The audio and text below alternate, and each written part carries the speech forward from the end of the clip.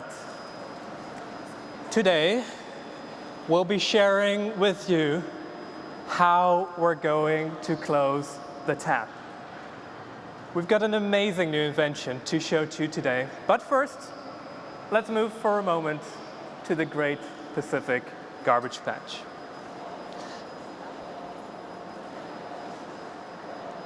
Oh, look what's there. It's our system catching plastic.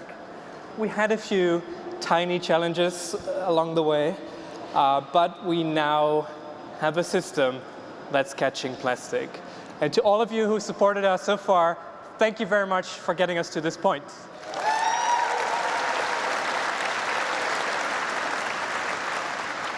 However, there is more to the story. At the Ocean Cleanup, our mission has always been to rid the world's oceans of plastic. And for that, this is, of course, just one part of the solution. To truly rid the oceans of plastic, what we need to do is two things. One, we need to clean up the legacy pollution, right? So the stuff that has been accumulating for decades and doesn't go away by itself. But two, we need to close the tap, which means preventing more plastic from reaching the oceans in the first place. I mean, we don't want to be the garbage collectors of the oceans. It would be a pretty sustainable business model, but we're not in it for that. The goal here is to put ourselves out of business. So for this reason, more than 4 years ago, we started a secret little side project to also try and invent a solution for the other side of the equation. So you know about the solution part 1, and today we're here to present to you part 2. So where is all this plastic coming from? Well, the answer, it turns out, is rivers. Rivers are like the arteries that carry the trash from land to sea. When it rains, plastic washes from street to creek to river to ocean. And to be clear, I mean, this is all real.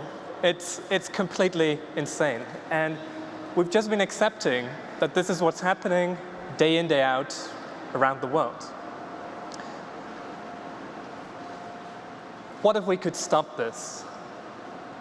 What if we could intercept plastic in rivers before it reaches the oceans?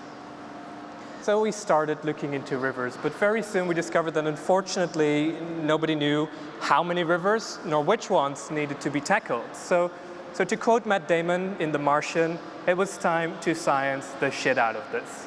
And for that, we built this device you see over here. So this is a monitoring system.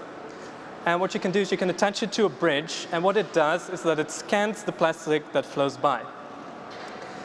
And then with a bit of help from artificial intelligence, it then allows us to automatically measure how much plastic is flowing out of a river.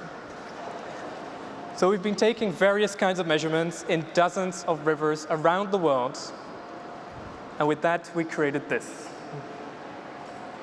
The first global model showing exactly where plastic is entering the oceans. So there's about 100,000 rivers in the world. You can see them here plotted, and what you can see, if I zoom in, this map is interactive, by the way, so what you can see is that each of these dots represent one river, and you too can play with this on our website, by the way. But then if I zoom in a bit further, what you can see is that the numbers next to these dots indicates the calculated amount of plastic each of these rivers emits every year. But interestingly, when you rank all these rivers from all these 100,000 rivers from dirtiest river to cleanest, now this is what you get.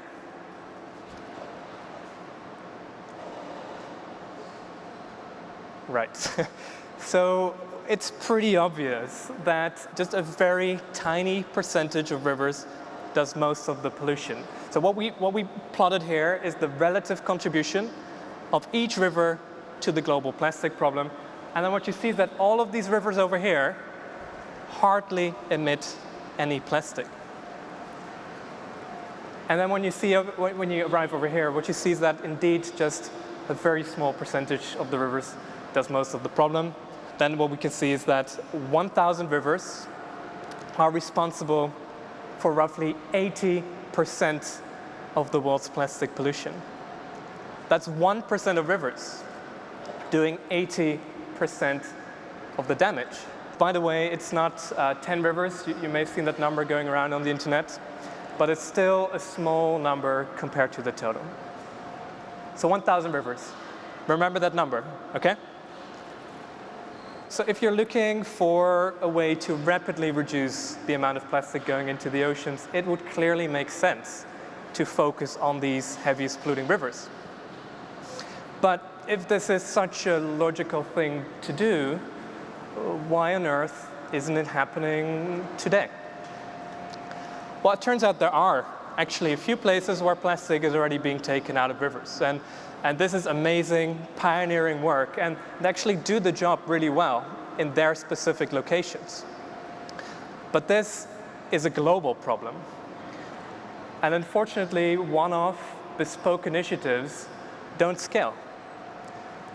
They're simply not applicable to most of these polluting rivers. And even if they would, at the current rate of rivers being tackled, it's going to take hundreds of years to solve the plastic pollution crisis. But the oceans are suffocating. We just don't have the time to wait for that. What we need is a global solution right now. So what we need is a scalable solution. What we need is a product. One integrated system that you can bring anywhere in the world, install within days, and that just works. That's the missing piece. That's what we need to close the tap, and it doesn't exist. Until